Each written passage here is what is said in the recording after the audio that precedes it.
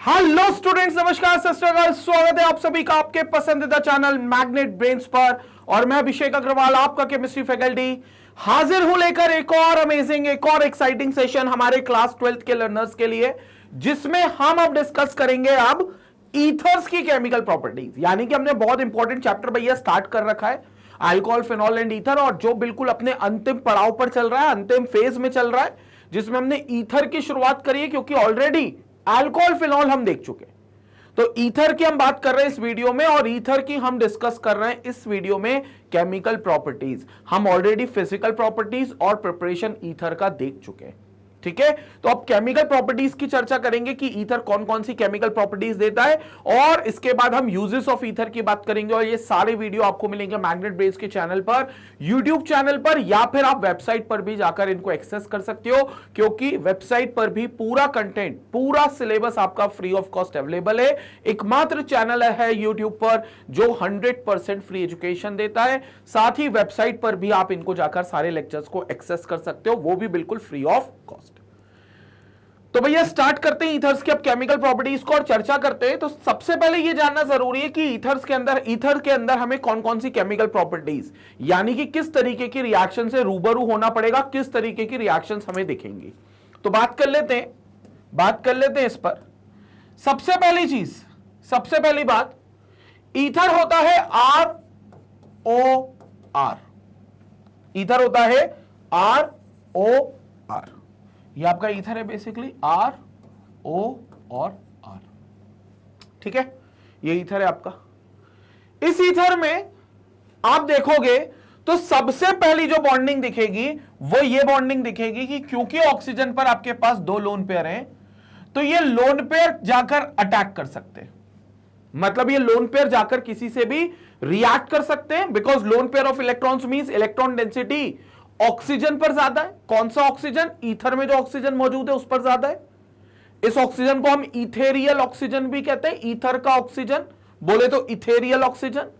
और चूंकि ऑक्सीजन पर डेंसिटी ज्यादा, इलेक्ट्रॉन डेंसिटी, तो ये एक बेस की तरह काम कर सकता है। मतलब पहली रिएक्शन हम ये देखेंगे जिसमें ईथर एक बेस की तरह काम कर सकता है, क्योंकि ये लोन पेयर डोनेट कर सकेगा। और हमने पढ़ा है भैया, लोन पेयर डोनेट करने वाला कोई भी मॉलिक्यूल, कोई भी कंपाउंड, लोन पेयर डोनेट करने वाला कोई भी मॉलिक्यूल, कोई भी कंपाउंड जो होगा वो लुईस बेस के नाम से जाना जाएगा। वो किसके नाम से जाना जाएगा? लुईस बेस के नाम से। तो भैया वो लुईस बेस होगा, यानी कि इसमें हमें ईथर के बेसिक कैरेक्टर समझ में आएंगे, या ईथर एज अ बेस बन के जो रिएक्शन दिखा सकता है वो रिएक्शंस हम लोग इसके अंदर पढ़ेंगे। ये पहला पार्ट है। तो सबसे पहले it is due to lone pair of electrons of ethereal oxygen, ये पहली रिएक्शन होगी। दूसरी, it can be because of the cleavage of CO bond, यानी कि जो कार्बन और ऑक्सीजन के बीच का बॉन्ड है, जो कार्बन और ऑक्सीजन के बीच का बॉन्ड है, इस बॉन्ड के टूटने की वजह से भी रिएक्शंस होंगी, क्योंकि कार्बन और ऑक्सीजन के बीच का बॉन्ड पोलर है। Because oxygen is more electronegative and carbon is electropositive, very much electropositive.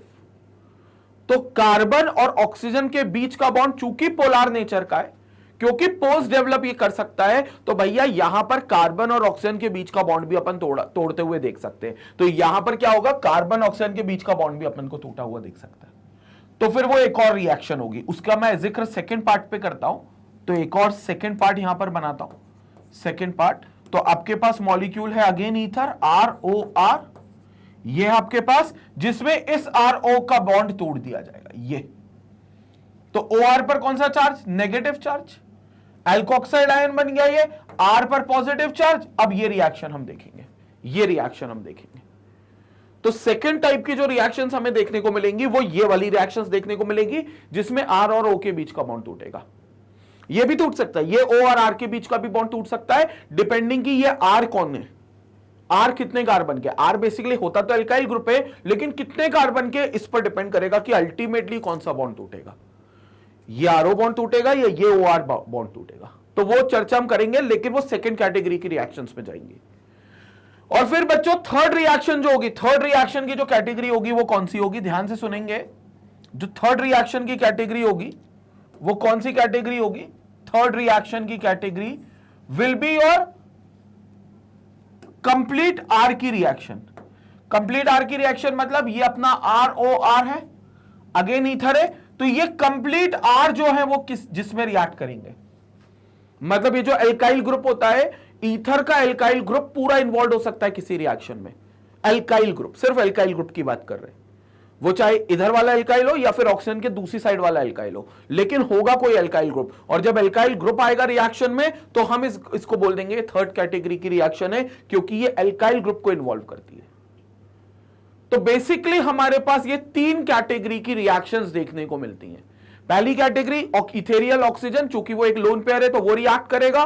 दूसरी वाली रिएक्शन जिसमें आपका R और O के बीच का बॉन्ड टूटेगा, एक एल्कोक्साइड आयन एक कार्बोकेटायन फॉर्मेशन होगा, वो रिएक्शंस। और तीसरी रिएक्शंस में प्रॉपर्ली एल्काइल ग्रुप इन्वॉल्व होगा रिएक्शन के अंदर, प्रॉपर्ली एल्काइल ग्रुप ऐड होगा रिएक्शन के अंदर। तो ये आपका तीसरी टाइप की रिएक्शंस हो गई।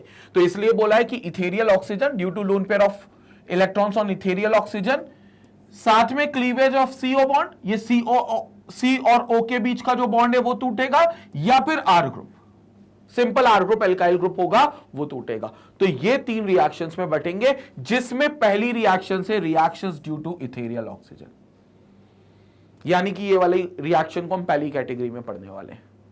संपट पड़ी बात, तो स्टार्ट करें इथेरियल ऑक्सीजन। अब जब हम कहते हैं कि हम भैया इथेरियल ऑक्सीजन की रिएक्शन कर रहे हैं, तो एक बात बड़ा कंफर्म है कि ऑक्सीजन के ऊपर 2 लोन पेयर है। क्यों है 2 लोन पेयर? बड़ा क्लियर कट कंसेप्ट है हमारे पास कि अगर हम ROR बोल रहे हैं तो ये वाटर लाइक स्ट्रक्चर होता है, टेट्राहेड्रल ज्योमेट्री होता है, बट शेप बेंड होता है, और इस दौरान ऑक्सीजन पे 2 लोन पेयर होते हैं। 2 स्टेबल तो होता है, लेकिन ये लोन पेयर रिपल्शन हो सकता है, जिसकी वजह से ऑक्सीजन ये लोन पेयर किसी को डोनेट कर सकता है, जिसकी वजह से ऑक्सीजन अपना लोन पेयर किसी को डोनेट कर सकता है। तो ये बोलेगा यार भाई एक काम करते हैं, अपन किसी को अपना इलेक्ट्रॉन डोनेट कर देते हैं, लोन पेयर डोनेट कर देते हैं। तो जब ये डोनेट करेगा, तो चूंकि लोन पेयर डोनेट करेगा, तो लोन पेयर डोनेट करने वाले कंपाउंड्स, लोन पेयर डोनर्स जिनको हम कहते हैं, वो एक बेस की तरह काम करते हैं, और प्रिसाइसली लुईस बेस की तरह काम करते हैं। तो यहां पर हमें यह दिखाई देगा, या यहां पर हमें यह क्लियर होगा इस बात से कि जो ईथर होता है उसके पास एक बेसिक कैरेक्टरिस्टिक होता है, उसके पास एक बेसिक नेचर होता है, क्योंकि उसके ऊपर ऑक्सीजन, उसके पास ऑक्सीजन होता है जिसके ऊपर 2 लोन पेयर होते हैं, और वो लोन पेयर किसी से रिएक्ट करता है by donating those lone pair of electrons. हालांकि ये जब डोनेट करेगा तो कोऑर्डिनेट बॉन्ड बनाएगा। कोऑर्डिनेट बॉन्ड अपने को पता है, वन साइडेड कोवेलेंट बॉन्ड, जिसको डेटिव बॉन्ड भी कहते हैं। और अपने को ये बात बहुत अच्छे से पता है कि भैया अगर कोई लोन पेयर डोनेट कर दे, तो वो लोन पेयर डोनेट करता है तो एक वन साइडेड कोवेलेंट बॉन्ड करता है। पहले लोन पेयर का एक इलेक्ट्रॉन दूसरे एटम को देता है, और बाद में अपने एक इलेक्ट्रॉन जो लोन पेयर से टूट कर गया है उसी से शेयर कर लेता है। तो इसलिए अपन इसको क्या घोषित करते हैं? One sided covalent bond, one sided covalent bond. तो यही लोन पेयर का बेसिकली उद्देश्य, यही लोन पेयर के डोनर का उद्देश्य कि डोनेट होने का, कि ये लुईस बेस की तरह एक एक्ट करे। और वो सारी रिएक्शंस अब हम जिक्र करेंगे जिसमें ये लोन पेयर डोनेट होगा, यानी कि हमारा ईथर लुईस बेस की तरह एक्ट करेगा। चर्चा करते हैं, उस पर बात करते हैं। सो these reactions are mainly due to the lone pair electrons of oxygen. Here ethers behave as base, will behave as a base. Due to such electron following reactions are shown by ethers. तो following reactions will be shown by the ether. सबसे पहले action of concentrated acids. सबसे पहले acid का action हो सकता है हमारे ईथर पर, क्योंकि हमारा ईथर एक बेस की तरह एक्ट करेगा। बिकॉज लोन पेयर डोनेट करेगा तो लुईस बेस होगा, तो वो एक बेस की तरह एक्ट करेगा, तो एसिड से रिएक्ट कर सकता है। क्या है? oxonium salts are formed, that is such salts are formed when H plus of acids except one of the lone pair of electron from oxygen. तो कोई भी एसिड अगर आपके पास है तो ऑक्सोनियम सॉल्ट्स का फॉर्मेशन होगा। ऑक्सोनियम सॉल्ट्स, ऑक्सोनियम सॉल्ट का मतलब क्या है? देखो एसिड के पास H प्लस होता है, हमें पता है कि एसिड अगर हमारे पास होगा तो एसिड के पास H प्लस होगा। अगर आप किसी भी कंपाउंड को बोल रहे हो कि वो एसिड है तो 100% है कि वो H प्लस रखेगा अपने पास, तो उसके पास H प्लस होगा। और H प्लस से ये लोन पेयर इस पर अटैक कर लेगा, मतलब ये ऑक्सीजन इस H प्लस को अपनी तरफ अपने पास गेन कर लेगा, और जब H प्लस गेन करेगा तो यहां पर क्या होगा, R O R, इसके पास एक लोन पेयर होगा लेकिन एक तरफ H से बॉन्डिंग होगी, और जिसकी वजह से इस पर एक पॉजिटिव चार्ज आ जाएगा, जिसकी वजह से इस पर एक पॉजिटिव चार्ज आ जाएगा। और अगर पॉजिटिव चार्ज आ गया ऑक्सीजन एटम पर तो ये एक ऑक्सोनियम आयन की तरह बिहेव करेगा। तो ये किसकी तरह बिहेव करेगा, एक ऑक्सोनियम आयन की तरह बिहेव करेगा। तो this will be called as oxonium ion. और चूंकि H प्लस आ जाएगा इसके पास, तो पॉजिटिव आ गया, तो फिर जिससे H प्लस आया है, एसिड से आया है, तो एसिड में कोई एनायन भी बचेगा, नेगेटिव आयन, वो नेगेटिव आयन यहां आ जाएगा, वो नेगेटिव आयन यहां आ जाएगा A माइनस। जैसे मान लो एसिड है HA, तो HA में H क्या चला गया, पॉजिटिव बनकर H प्लस, जिसको इस ऑक्सीजन के लोन पेयर ने अटैक कर लिया, और ऑक्सीजन के जैसे ही लोन पेयर ने इसको अट्रैक्ट किया, अपने पास गेन करा, तो यहां पर ये ऑक्सोनियम आयन बन गया। लेकिन इस एनायन का क्या हुआ, क्योंकि एसिड में HA था तो H प्लस बनकर गया, तो A माइनस बन के भी गया, तो A माइनस यहां पर इसके साइड में आ जाएगा, and this will going to completely form a salt which is called as oxonium salt. तो ये आपका कंप्लीटली बन जाएगा एक किस्म का ऑक्सोनियम सॉल्ट, ऑक्सोनियम सॉल्ट। तो ये ऑक्सोनियम सॉल्ट हो गया, क्योंकि इसमें एनायन भी आ गया और केटायन भी आ गया। Cation will be oxonium ion, anion वही होगा जो एसिड में था, A माइनस, तो ये ऑक्सोनियम सॉल्ट बनेगा। और अल्टीमेटली बनना भी चाहिए, क्योंकि ईथर को आप एक बेस बोल रहे हो, because its ability to donate a lone pair, और उसकी रिएक्शन जब एसिड से करा रहे हो तो एसिड बेस रिएक्शन करा रहे हो, और एसिड बेस रिएक्शन हमेशा सॉल्ट प्रोड्यूस करके देगा, तो यहां पर आपका सॉल्ट ही फॉर्म होगा। ठीक है, जैसे देखो ईथर की रिएक्शन यहां पर HCl से दिया, हाइड्रोक्लोरिक एसिड से, तो अब क्या होगा, ये H प्लस इस पर अटैक कर लेगा, ये इस पर अटैच हो जाएगा, H प्लस जो है इस पर, मतलब O माइनस इसको अट्रैक्ट कर रहा है H प्लस को, तो H प्लस इस पर जाकर लग जाएगा। अब H प्लस लग जाएगा तो ROR, ये देखो एक लोन पेयर बचेगा, क्योंकि दो लोन पेयर थे तो एक तो बचेगा, एक पर पॉजिटिव चार्ज, और यहां H आ गया, यहां पर H आ गया, ये आपका एक बॉन्ड हो गया, और बाहर आ गया Cl माइनस, बाहर आ गया Cl minus. So this will be forming dialkyl oxonium chloride, it's a salt. Dialkyl क्यों, R और R दो एल्काइल ग्रुप पे, ऑक्सोनियम क्योंकि ऊपर पॉजिटिव चार्ज है तो ऑक्सोनियम, Cl नेगेटिव आ रहा है तो क्लोराइड, तो डाइएल्काइल ऑक्सोनियम क्लोराइड, ये आपका पूरा मॉलिक्यूल बनेगा। डाइएल्काइल ऑक्सोनियम क्लोराइड, ये पूरा मॉलिक्यूल, पूरा कंपाउंड बनेगा। तो सिंपल सी बात है, जब भी हमारा ईथर किसी एसिड से रिएक्ट करेगा तो कोऑर्डिनेट बॉन्डिंग के थ्रू वहां पर सॉल्ट फॉर्मेशन करेगा, और चूंकि ऑक्सीजन लोन पेयर डोनेट करेगा उस कोऑर्डिनेट बॉन्ड के फॉर्मेशन के दौरान, तो भैया वहां पर आपका ऑक्सोनियम आयन प्रोड्यूस होगा, यानी कि जो सॉल्ट होगा उसमें ऑक्सोनियम आयन कैटायन के तौर पे मौजूद होगा, इसलिए उस सॉल्ट को हम ऑक्सोनियम सॉल्ट कह देंगे। कहानी क्लियर हो गई, पहला एक्शन ऑफ कंसंट्रेटेड एसिड का। अभी और रिएक्शन भी है, कोऑर्डिनेट बॉन्ड भी बना सकता है हमारे ईथर, चर्चा करेंगे उस पर, पहले इसका स्क्रीनशॉट लेंगे पूरे पार्ट का। ओके, इसका भी स्क्रीनशॉट ले लेंगे, क्योंकि यहां पर भी अपन ने काफी कुछ चर्चा की है।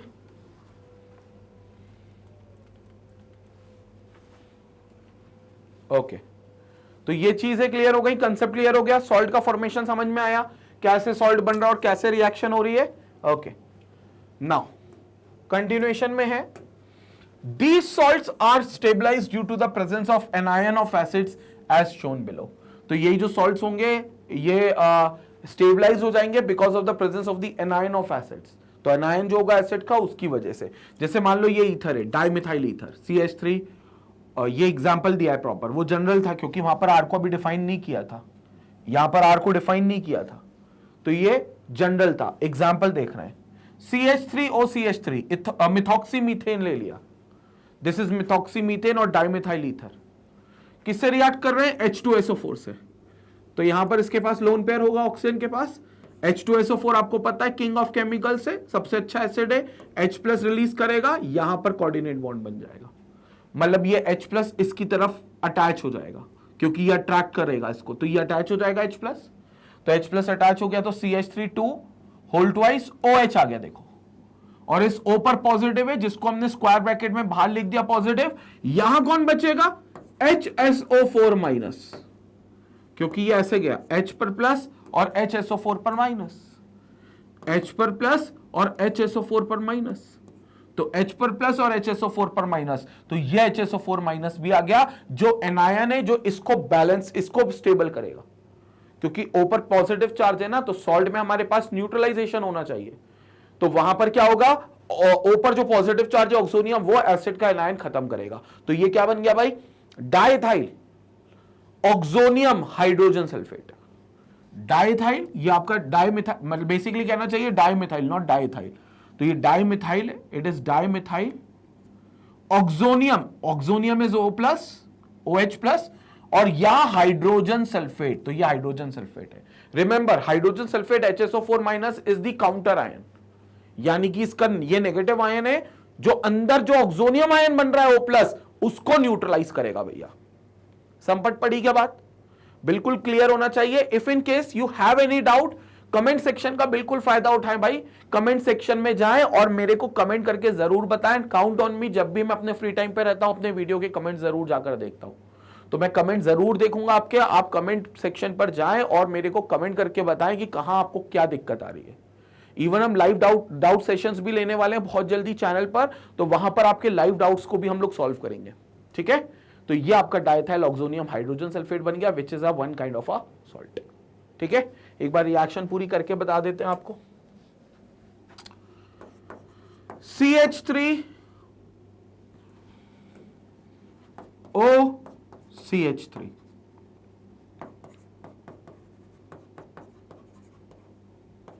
Dimethyl ether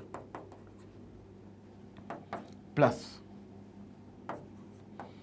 H2SO4, in which H will acquire a positive and HSO4 minus HSO4 will acquire a negative। यहां पर दो लोन पेयर होंगे इसके पास, ये एक लोन पेयर के थ्रू इस पर अटैच कर हो जाएगा, तो क्या बनेगा यहां पर देखेंगे, CH3 OH CH3 with a positive charge। इसी पॉजिटिव को आप पूरे आयन पर बता सकते हो बाहर लिखकर,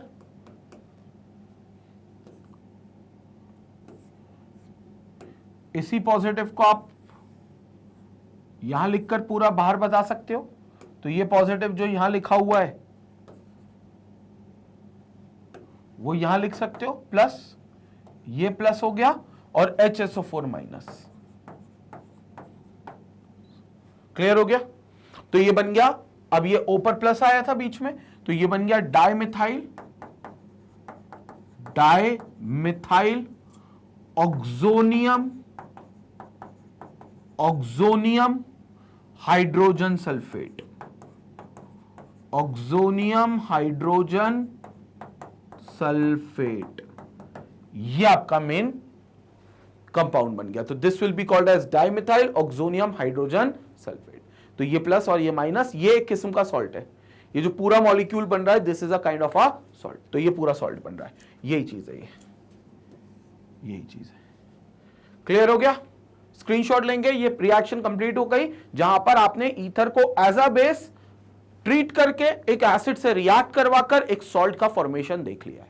ठीक है, अगली रिएक्शन और देखते हैं इसी टाइप में, जिसमें ईथर एक बेस की तरह काम करेगा, बट पहले इसका स्क्रीनशॉट लेना बहुत जरूरी है भाई। ठीक है, चलो आगे चलते हैं अगले पार्ट पर। नाउ इसी कैटेगरी की जो सेकेंड रिएक्शन है वो बात करते हैं। इसी कैटेगरी में एज अ बेस ईथर जब रिएक्ट करता है, तो सेकेंड टाइप की जो रिएक्शन है इसमें है formation of coordination complexes.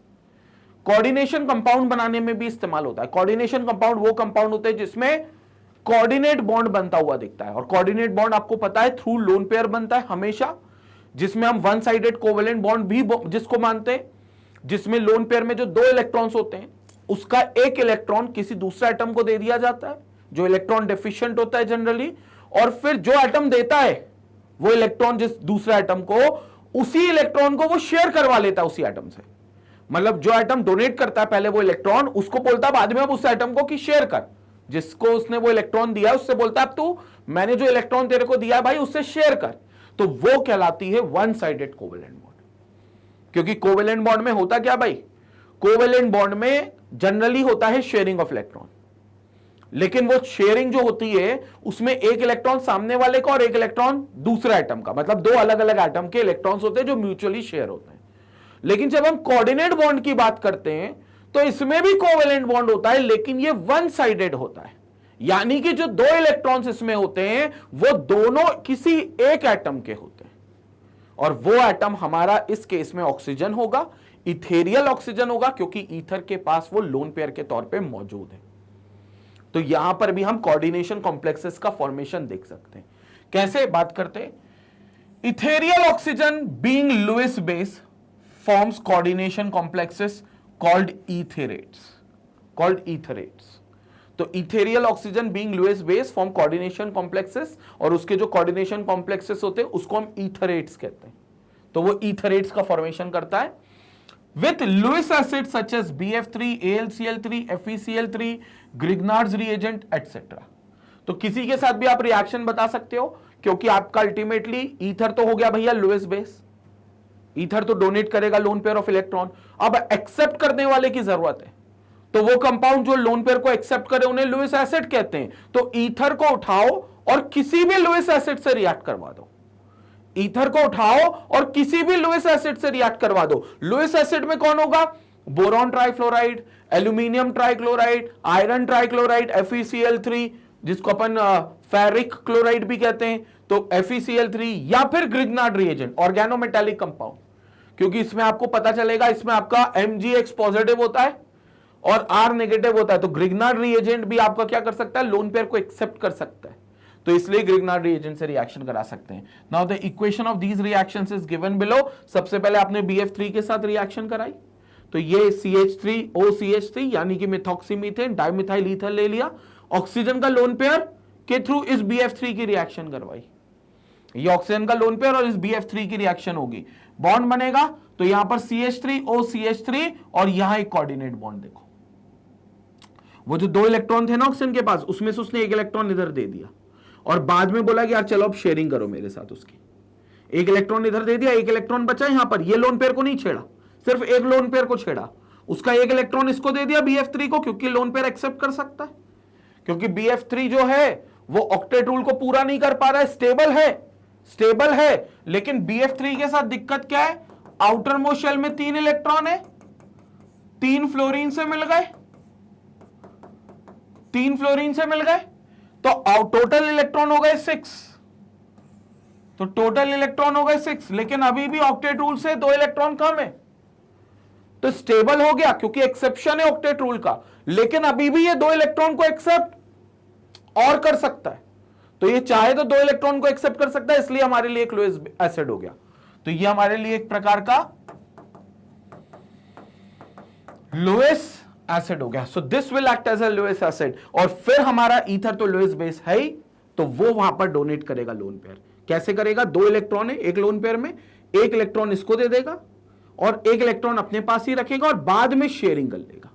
So this will going to give you boron trifluoride etherate, boron trifluoride ईथरेट।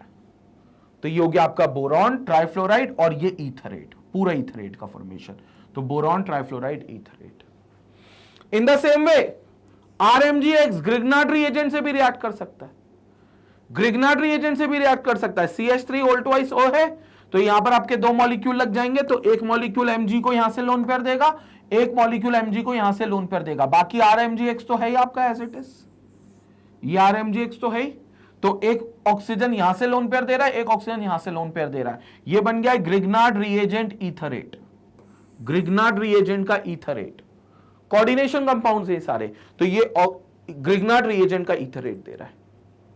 So due to this complex formation Grignard reagents shows their dissolution in dry ether, इस वजह से ये जो Grignard reagents होते हैं ये dry ether में dissolved हो जाते हैं, तो dry ether में dissolved हो जाते हैं Grignard reagents because of this particular property कि ये क्या कर सकते हैं, ईथर से जो ऑक्सीजन है, इथेरियल ऑक्सीजन, उससे लोन पेयर ले सकते हैं, और प्रिसाइसली कौन ले रहा है, मैग्नीशियम ले रहा है, तो मैग्नीशियम लोन पेयर ले सकता है। तो RMgX Grignard reagent है, it's an organometallic compound, organometallic बोले तो कार्बन की बॉन्डिंग मेटल से, तो यह कार्बन है R और मेटल कौन है मैग्नीशियम, तो बॉन्डिंग बन रही है दोनों में, तो ऑर्गेनोमेटालिक हो गया। ये ग्रिग्नार्ड रिएजेंट में मैग्नीशियम लोन पेयर एक्सेप्ट कर रहा है डाइमिथाइल ईथर से, तो डाइमिथाइल ईथर से वो लोन पेयर एक्सेप्ट कर रहा है, तो कोऑर्डिनेशन कंपाउंड बना रहा है। ये कोऑर्डिनेशन कंपाउंड हो गया, क्लियर हो गया। ग्रिग्नार्ड रिएजेंट ईथरेट इसको हम बोलते हैं। ये रिएक्शंस भी देखने को मिलती हैं जो कि कोऑर्डिनेशन कॉम्प्लेक्सेस की रिएक्शन है। और भी चर्चा करते हैं, पहले इसका स्क्रीनशॉट लेंगे फिर हम आगे और बात करेंगे। पहले स्क्रीनशॉट ले लो इसका। तो क्लियर हो गई ये रिएक्शंस, आगे चलते हैं, इसी पर और चर्चा अभी और करनी है। नाउ सेकेंड रिएक्शन की कैटेगरी, कौन सी कैटेगरी थी सेकेंड रिएक्शन, जिसमें बॉन्ड टूटेगा आर और ओ के बीच का, एल्काइल ग्रुप अलग होगा, एल्कोक्साइड आयन अलग होगा, एल्काइल पार्ट अलग, एल्कोक्साइड आयन पार्ट अलग, तो यहां पर चर्चा करेंगे। So these will be the reactions involving cleavage of carbon oxygen bond. तो कार्बन और ऑक्सीजन के बीच का जो बॉन्ड है वो हमें तोड़ना है यहां पर, और उसके साथ हम यहां रिएक्शंस को समझेंगे। कार्बन ऑक्सीजन बॉन्ड यहां पर टूटेगा, बहुत बढ़िया।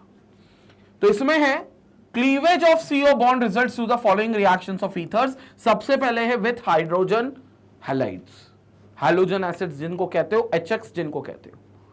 अब देखो, कार्बन और ऑक्सीजन के बीच का बॉन्ड तोड़ना है, तो यह बात तो क्लियर है कि कार्बन पर प्लस चार्ज आएगा और ऑक्सीजन वाला जो पार्ट चला जाएगा एल्कोक्साइड, वो नेगेटिव आयन होगा। मतलब पोल्स आ गए, पॉजिटिव नेगेटिव, R OR, क्या करें, बॉन्ड तोड़ दे, ये बॉन्ड टूट गया, R पर प्लस OR पर माइनस, R पर प्लस OR पर माइनस, ये बन गया आपका कार्बोकेटायन, राइट। तो मतलब एक हिस्सा बन जाएगा आपका कार्बोकेटायन, तो ये आपका कार्बोकेटायन, और ये हो गया आपका एल्कोक्साइड आयन, तो ये हो गया आपका एल्कोक्साइड आयन, तो ये एल्कोक्साइड आयन OR माइनस, तो R पर plus that is carbocation, OR पर minus that is alkoxide ion.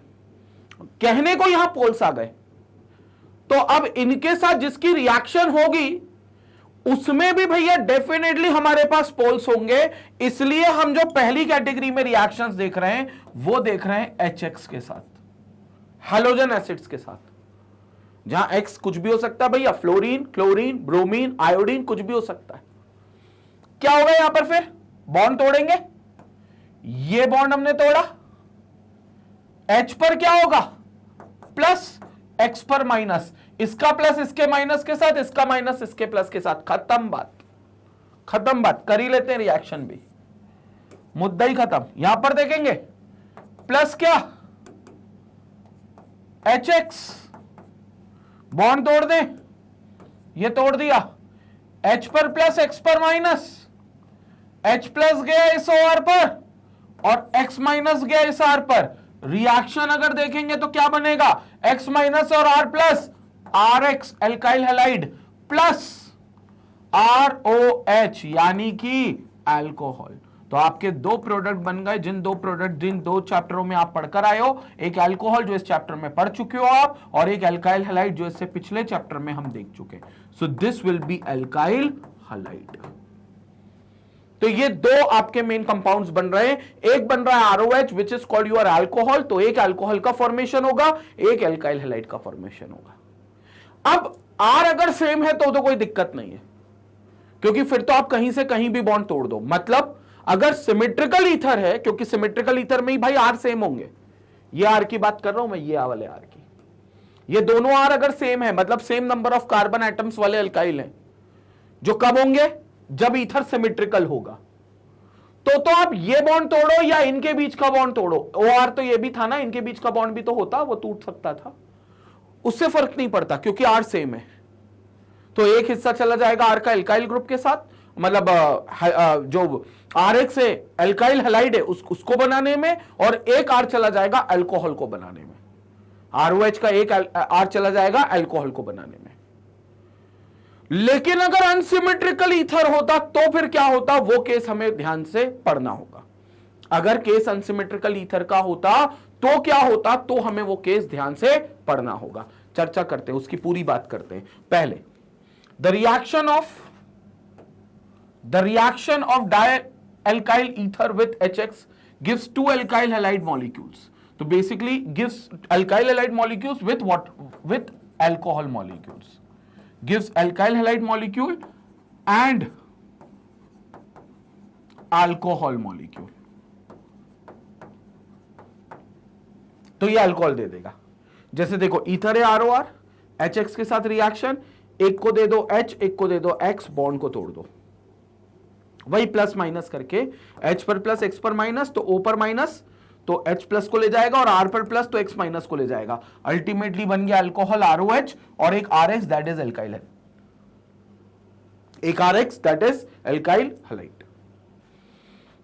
ये देखो ROH फिर फर्दर क्या कर सकता है, HX से फर्दर रिएक्ट कर सकता है। अच्छा, इसलिए वो कह रहे हैं 2 एल्काइल हैलाइड्स बनेंगे, क्योंकि जो ROH है वो फर्दर HX के साथ रिएक्ट करके RX एक और दे सकता है और H2 में बन सकता है। मतलब अगर HX एक्सेस में हुआ तो आपके पास 2 एल्काइल हैलाइड्स बनेंगे।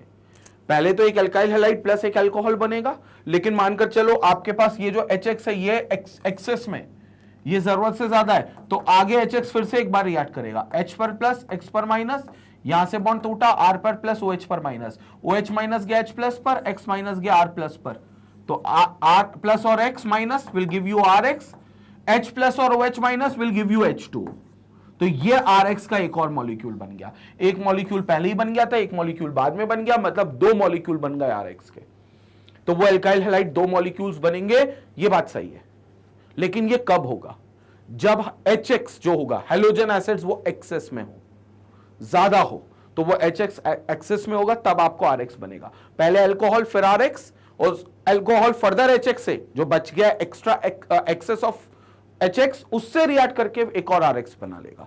तो एक और मॉलिक्यूल आपको RX का यहां पर मिल जाएगा। The order of reactivity of halogen acids to follow the sequence. अब इनमें से कौन सा हैलोजन एसिड सबसे अच्छा होगा? जाहिर सी बात है जिसका बॉन्ड जल्दी टूट जाए, जाहिर सी बात है भाई, जिसका बॉन्ड जल्दी टूट जाएगा वो HX हैलोजन एसिड ज्यादा रिएक्टिव होगा। अब सर किसका बॉन्ड जल्दी टूटेगा? तो जिसका बॉन्ड लेंथ, जिसका बॉन्ड जो होगा स्ट्रेंथ वो कमजोर होगा। सर किसका बॉन्ड स्ट्रेंथ कमजोर होगा? जिसका बॉन्ड का लेंथ बड़ा होगा, जिसका बॉन्ड की लंबाई बड़ी होगी वो बॉन्ड कमजोर होगा। सर किसकी बॉन्ड की लंबाई बड़ी होगी? जिसका एटम का साइज बड़ा होगा। तो एटम का साइज हैलोजन में क्या ऑर्डर फॉलो करता है? फ्लोरीन, क्लोरीन, ब्रोमीन और आयोडीन। हैलोजन का ऑर्डर, एटॉमिक साइज का ऑर्डर, इंक्रीजिंग ऑर्डर क्या फॉलो करता है? Fluorine, chlorine, bromine, iodine.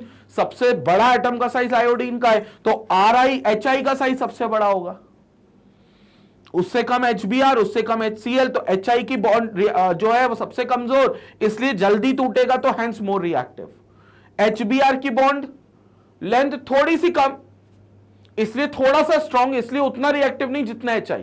और HCl तो और स्ट्रॉन्ग बॉन्ड होगा, क्योंकि बॉन्ड लेंथ और छोटी होगी तो और जल्दी नहीं टूटेगा, तो रिएक्टिविटी और कम होगी। लेकिन HI की रिएक्टिविटी सबसे ज्यादा, HBr की उससे कम, HCl की उससे कम।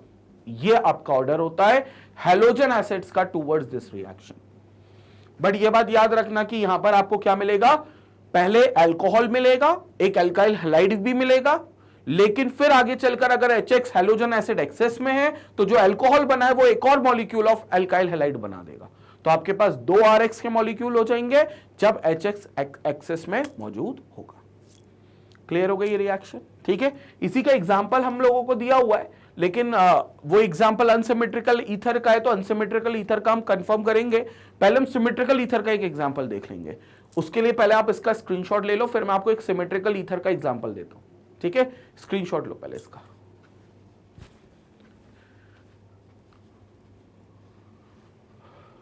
ओके, तो यहां पर कंफर्म हो गई ये बात। ठीक है, ये सिमेट्रिकल ईथर का था। वैसे आर करके जनरल रिएक्शन बताई है, मैं चाहूंगा कि आप एक एग्जांपल देख लो। सिमेट्रिकल ईथर ले लेते हैं।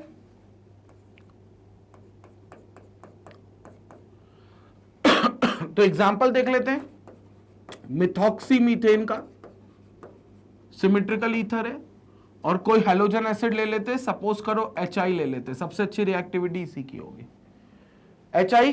ठीक है, क्या करें? बॉन्ड तोड़ दे, ये वाला बॉन्ड तोड़ देते, O पर माइनस, CH3 पर प्लस, H पर प्लस, I पर माइनस, नेगेटिव गया पॉजिटिव के साथ, पॉजिटिव गया नेगेटिव के साथ, खत्म बात।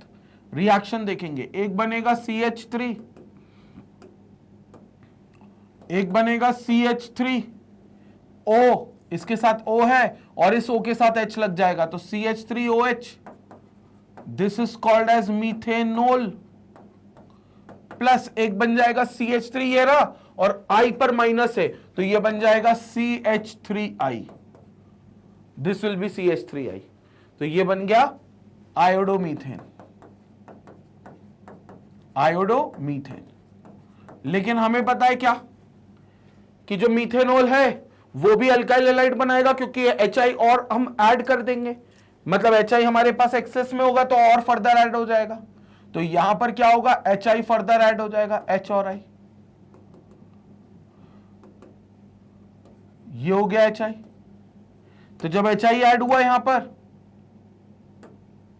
तो H पर प्लस I पर माइनस, यहां से ये बॉन्ड टूटेगा, अब ये बॉन्ड टूटेगा, अब तो carbocation, methyl carbocation CH3 plus और OH minus, OH minus H plus पर जाएगा, H प्लस के साथ क्या बना देगा रिएक्ट करके H2O और प्लस ये I माइनस जाएगा इस मिथाइल कार्बोकेटाइन के साथ, तो ये एक और मॉलिक्यूल ऑफ CH3I बना लेगा, यानी कि आपको दो मॉलिक्यूल मिल जाएंगे आयोडोमीथेन के, दो मोल मिल जाएंगे कहना चाहिए भाई आयोडोमीथेन के, तो ये आपका फिर से आयोडोमीथेन बन गया, तो ये भी आपका आयोडोमीथेन बन गया CH3, ये आयोडोमीथेन हो गया। तो अल्टीमेटली मीथेनॉल भी आपको आयोडोमीथेन ही देगा, पहली स्टेप में तो मीथेनॉल और आयोडोमीथेन बनेगा, लेकिन फिर मीथेनॉल फर्दर जो HI यूज किया था हेलोजन एसिड उसके साथ रिएक्ट करके एक और मोल आयोडोमीथेन का दे देगा, तो टोटल 2 मोल हो जाएंगे आपके पास आयोडोमीथेन के। ये केस था सिमेट्रिकल ईथर का, this was the case of symmetrical ether, क्योंकि ये आपका जो ईथर था दैट वाज सिमेट्रिकल ईथर। अब अपने को कौन सा लेना है, अनसिमेट्रिकल, तो अनसिमेट्रिकल की भी चर्चा करते हैं, पहले अपन इसका स्क्रीनशॉट ले लेंगे, लेकिन तो पहले स्क्रीनशॉट ले लो फिर अपन अनसिमेट्रिकल ईथर की भी चर्चा करते हैं, स्क्रीनशॉट लेंगे।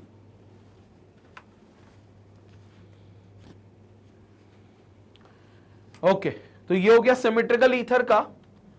Let's discuss the case of unsymmetrical ether, क्योंकि देखो सिमेट्रिकल ईथर में तो तुम कोई सा भी बॉन्ड तोड़ दो, ऑक्सीजन के इस साइड वाले कार्बन के साथ वाला बॉन्ड तोड़ दो या ऑक्सीजन के इस साइड वाले कार्बन के साथ वाला बॉन्ड तोड़ दो, किसी साइड वाला भी बॉन्ड तोड़ दोगे फर्क नहीं पड़ेगा, क्योंकि अल्टीमेटली कार्बन की संख्या सेम है, तो एक अल्कोहल बनाएगा एक एल्काइल हैलाइड बनाएगा, ठीक है, और आगे चलकर वो अल्कोहल वाला भी एल्काइल हैलाइड ही बनाएगा।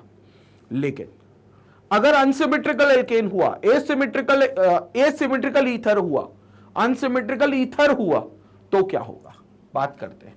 इन case of asymmetrical ether the alkyl halide is always formed from the smaller alkyl group provided no tertiary alkyl group is present. अगर टर्शरी एल्काइल ग्रुप नहीं है, अगर टर्शरी एल्काइल ग्रुप नहीं है तो ROR में जो छोटा एल्काइल पार्ट होगा, बोले तो जिसमें कार्बन के संख्या कम होगी, वो हमेशा एल्काइल हैलाइड फॉर्म करेगा, यानी कि X माइनस हमेशा उसी पर जाएगा, छोटे एल्काइल पार्ट पर, प्रोवाइडेड कोई टर्शरी ना हो। अगर टर्शरी है तो हमें पता है टर्शरी कार्बन कार्बोकेटाइन बहुत स्टेबल वाला बनाएगा। अगर टर्शरी कार्बन है तो अगर उस कार्बन पर प्लस चार्ज आ जाएगा तो टर्शरी कार्बोकेटाइन बनेगा जो बहुत स्टेबल बनेगा, और अगर वो स्टेबल बनेगा तो X माइनस फिर उसी कार्बन पर अटैक करेगा, तो फिर X माइनस जो होगा वो उसी कार्बन पर अटैक करेगा और आपको एक टर्शरी एल्काइल हैलाइड का फॉर्मेशन कर दे देगा, आपको एक टर्शरी एल्काइल हैलाइड का फॉर्मेशन करके दे देगा। कंसेप्ट क्लियर हो गया ये वाली बात का? एग्जाम्पल से समझते हैं। So if any 3 degree group is present, the halogen gets attached with it. ठीक है, बहुत सिंपल सा खेल है, देखेंगे। देखो मिथॉक्सी इथीन है, methoxy ethene is unsymmetrical ether. पूछो क्यों मिथॉक्सी इथेन बोलना चाहिए इसको, मिथॉक्सी इथेन। तो मिथॉक्सी इथेन जो है वो अनसिमेट्रिकल ईथर है, क्यों? क्योंकि एक तरफ एक कार्बन है, एक तरफ 2 कार्बन है, अनसिमेट्री है।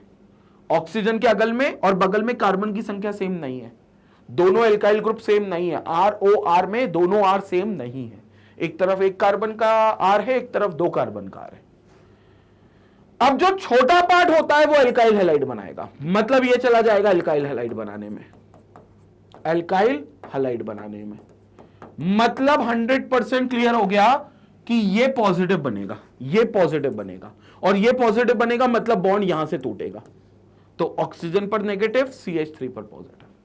हमेशा जो छोटा वाला होगा एल्काइल पार्ट वो अलग हो जाएगा और वो बनाएगा पॉजिटिव और दूसरा वाला बनाएगा नेगेटिव। क्यों ऐसा होगा? क्योंकि देखो कार्बन की संख्या जब यहां ज्यादा होती है तो ये प्लस आई इफेक्ट दिखाएंगे, और जब ये प्लस आई इफेक्ट दिखाएंगे तो O- पर इलेक्ट्रॉन डेंसिटी अच्छी खासी बढ़ाएंगे, क्योंकि जितने ज्यादा एल्काइल ग्रुप्स होंगे प्लस आई इफेक्ट उतना ज्यादा होगा, और जब प्लस आई इफेक्ट उतना ज्यादा होगा तो इलेक्ट्रॉन को उतना ज्यादा दूर भगाएंगे ये एल्काइल ग्रुप्स अपने से इलेक्ट्रॉन को उतना ज्यादा दूर करेंगे कि भैया शिफ्ट कर दो दूर इलेक्ट्रॉन्स को, जिससे ऑक्सीजन पर इलेक्ट्रॉन डेंसिटी बढ़ेगी, ये O और नेगेटिव बनेगा, तो फिर ये दूसरी तरफ के एल्काइल पार्ट को अपन को अलग कर लेगा, अपने आप को अलग कर लेगा और उनके अलग निकाल देगा कि कहीं ये छोटा एल्काइल ग्रुप भी इलेक्ट्रॉन डेंसिटी ना बढ़ा दे, नहीं तो ऑक्सीजन पे बहुत ज्यादा इलेक्ट्रॉन डेंसिटी बढ़ जाएगी ना। तो वो बड़े एल्काइल ग्रुप को अपने साथ रखेगा, क्योंकि देखो एक तरफ से ये भी चाहता है ऑक्सीजन कि उसके पास इलेक्ट्रॉन आए। ऐसा क्यों चाहता है ऑक्सीजन? क्योंकि भैया ऑक्सीजन इलेक्ट्रोनेगेटिव एलिमेंट है, और इलेक्ट्रोनेगेटिव एलिमेंट है तो वो चाहेगा कि उसको इलेक्ट्रॉन मिले, तो वो बड़े एल्काइल ग्रुप से ले रहा है इलेक्ट्रॉन। लेकिन कहते हैं ना वो कम पैसा तो इंसान को पागल करता ही है, ज्यादा पैसा होना भी इंसान को कई बार पागल कर देता है। तो ऑक्सीजन ये बात जानता है, तो ऑक्सीजन ये बोलता है यार कहीं ऐसा ना हो, बड़े एल्काइल ग्रुप से तो अपने को इलेक्ट्रॉन मिल रहे हैं, बड़े एल्काइल ग्रुप से तो अपने पास इलेक्ट्रॉन आ रहे हैं, अपन की जो मंशा है, जो इच्छा है, जो ख्वाब है वो पूरे हो रहे हैं, लेकिन कहीं ऐसा ना हो छोटा वाला कार्बन भी, छोटा कार्बन समझ रहे हो ना, छोटा एल्काइल पार्ट, वो भी इलेक्ट्रॉन ना देने लग जाए, तो कहीं मेरे ऊपर इलेक्ट्रॉन डेंसिटी बहुत ज्यादा ना बढ़ जाए। तो वो क्या करता है, इस वाले का साथ छोड़ देता है, छोटे वाले का साथ। तो O और C के बीच का ये वाला छोटे वाले कार्बन का बॉन्ड टूटता है, कार्बन पर आएगा पॉजिटिव, O पर आएगा नेगेटिव। कार्बन पर जब पॉजिटिव आएगा तो X माइनस उसी पॉजिटिव पर अटैक करेगा, तो छोटा वाला कार्बन एल्काइल हैलाइड का हिस्सा बनेगा, एल्काइल हैलाइड का हिस्सा बनेगा।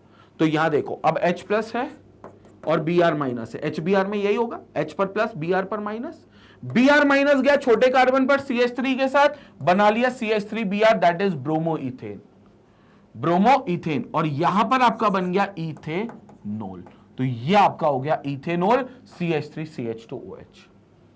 आगे चलकर आपको अगर लगता है HBr और ज्यादा है तो आप यहां से H2 और CH3CH2Br यानी कि ब्रोमो इथेन भी बना सकते हो, तो ये ब्रोमो मीथेन हो गया। आगे चलकर ये इथेनॉल ब्रोमो इथेन भी बन सकता है, वो तब जब HX एक्सेस में हो, ये जो HBr है जरूरत से ज्यादा हो, तब आगे रिएक्शन और हो जाएगी। आपको पता ही रिएक्शन ऑलरेडी डिस्कस कर चुके हैं, लेकिन फिलहाल ये बस देखना है कि अनसिमेट्रिकल ईथर में कहां कैसा कौन सा बॉन्ड टूटता है। क्लियर हो गया ये पहला एग्जांपल। लेकिन इसी एग्जांपल में एक और बात की गई है, मतलब इसके इसी कैटेगरी में एक और बात की गई है कि अगर मान लीजिए कार्बन 3 डिग्री है, तो 3 डिग्री कार्बन जो है उसका साथ ऑक्सीजन सबसे पहले छोड़ेगा, भले वो बड़ा ग्रुप क्यों ना हो। वैसे तो ऑक्सीजन छोटे वाले कार्बन का साथ छोड़ता है, लेकिन वो बड़े कार्बन का साथ तब छोड़ देगा जब बड़ा वाला कार्बन, बड़ा कार्बन मतलब समझ गए, बड़े ग्रुप का कार्बन, ज्यादा कार्बन जिसके पास हो, उसका साथ ऑक्सीजन तब छोड़ेगा जब वो 3 डिग्री होगा। क्यों? क्योंकि अगर वो 3 डिग्री हो गया तो वो ऑक्सीजन जानता है कि अब इसके पास इलेक्ट्रॉन डेंसिटी एकदम से बढ़ सकती है, तो वो ये चाहता है कि मैं इस 3 डिग्री वाले कार्बन का साथ छोड़ दूं, और छोड़ने में नुकसान इसलिए भी नहीं है क्योंकि वो जो कार्बन जिससे वो बॉन्ड तोड़कर अलग करेगा जिसे, उस पर पॉजिटिव आएगा which will be more stable because that carbon is 3 degree, और अलग करने के बाद वो बनाएगा 3 डिग्री कार्बोकेटायन। आपके पास है यहां पर मान लीजिए CH3 CH2O, यहां देखो अब CH3 CH3 CH3। अब कहने को तो ये छोटा ग्रुप है, ये अलग होना चाहिए, और कहने को तो बॉन्ड यहां से टूटना चाहिए जैसा भी अपन पढ़कर आए पहले एग्जांपल से, बट ऐसा होगा नहीं, यहां से बॉन्ड टूटेगा नहीं, उल्टा बॉन्ड यहां से टूटेगा।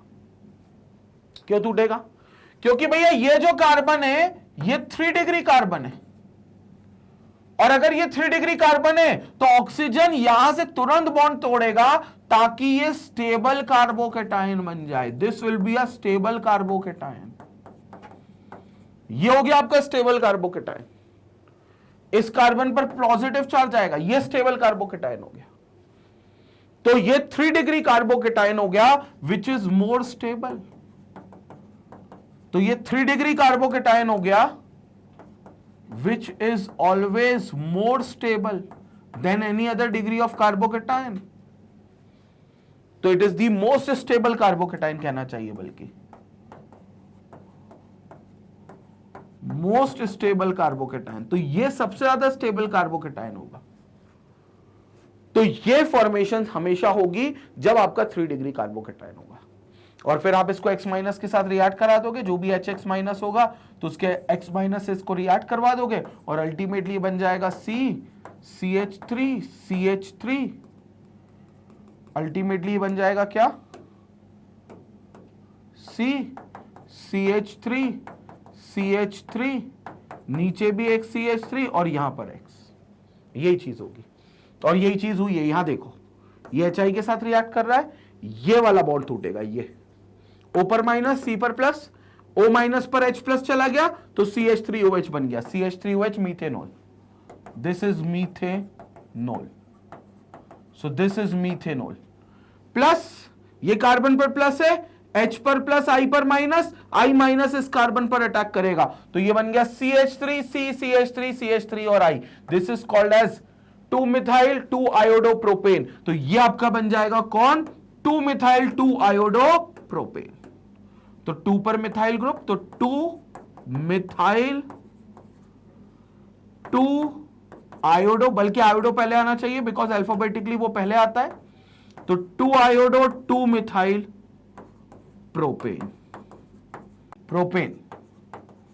तो ये हो गया क्या, 2-आयोडो 2-मिथाइल प्रोपेन। तो भैया 2-आयोडो 2-मिथाइल प्रोपेन का फॉर्मेशन होगा, यानी कि मोटे रूप में जो 3 डिग्री वाला कार्बोकेटायन है वो एल्काइल हैलाइड का फॉर्मेशन करेगा, ठीक है। और जो छोटा वाला पार्ट होगा वो इस बार अल्कोहल बनेगा, क्योंकि 3 डिग्री कार्बोकेटायन जो होगा स्टेबल होगा, इसलिए रिएक्शन जो होगी वो इस तरीके से कंप्लीट होगी। क्लियर हो गया। स्क्रीनशॉट ले लें, ये था अनसिमेट्रिकल ईथर के बारे में, ठीक है। स्क्रीनशॉट लेते हैं, आगे फिर और रिएक्शन से इसी कैटेगरी में उसकी और चर्चा करते हैं। स्क्रीनशॉट ले लो भैया जल्दी से यहां पर। Okay, now in case of alkyl aryl ethers, अगर मानकर चलो एल्काइल एराइल ईथर आ गया, मतलब आपके पास एक तरफ है कौन, बेंजीन रिंग, एक तरफ O और एक तरफ R। 110% रेजोनेंस इफेक्ट के कारण सिर्फ बॉन्डिंग यहीं से टूटेगी, बस। देयर इज नो प्रोबेबिलिटी कि ऑक्सीजन और बेंजीन के बीच का बॉन्ड टूट जाए, क्योंकि ये पार्शियल डबल बॉन्ड कैरेक्टर है because of the resonance effect और mesomeric effect of phenoxide ion. ये फिनॉक्साइड आयन होता है O माइनस, तो ये क्या करेगा, बेंजीन के साथ रेजोनेंस दिखा देगा। ये जो ऑक्सीजन के ऊपर नेगेटिव चार्ज है, रेजोनेंस हो जाएगा बेंजीन के साथ, तो यहां पर बेंजीन का कार्बन, बोले तो ये कार्बन और ऑक्सीजन पर पार्शियल डबल बॉन्ड आएगा। Double bond, partial character of double bond आएगा जो ज्यादा स्ट्रॉन्ग होगा as compare to single bond, इसलिए ये बॉन्ड नहीं टूटेगा। और बहुत क्लियर है हमें ये कि कैसे वो दिखा सकता है। यहां पर देखोगे, ये हमारे पास फिनॉक्साइड आयन है, ये कब होगा, जब R प्लस निकल जाएगा, O माइनस निकल जाएगा। और इस फिनॉक्साइड आयन में भी हम एक काम करते हैं, डबल बॉन्ड की पोजीशंस को डीलोकेलाइज होकर दिखाते हैं प्रॉपर। तो ये आपका डबल बॉन्ड यहां पर है, O पर है, ये 3 लोन पेयर और नेगेटिव चार्ज। क्या होगा, ऑक्सीजन मंदिर के सामने, मंदिर समझ गए ना, बेंजीन रिंग, इसको अपन मंदिर मानते हैं। ऑक्सीजन यहां पर प्रार्थना कर रहा है, अपने पापों का प्रायश्चित कर रहा है, क्योंकि ऑक्सीजन एक नंबर का चोर आदमी है, लेकिन मंदिर में इस समय प्रायश्चित करने आया है, मतलब चोरी का थोड़ा सा माल मंदिर में चढ़ाएगा चढ़ावे के तौर पे।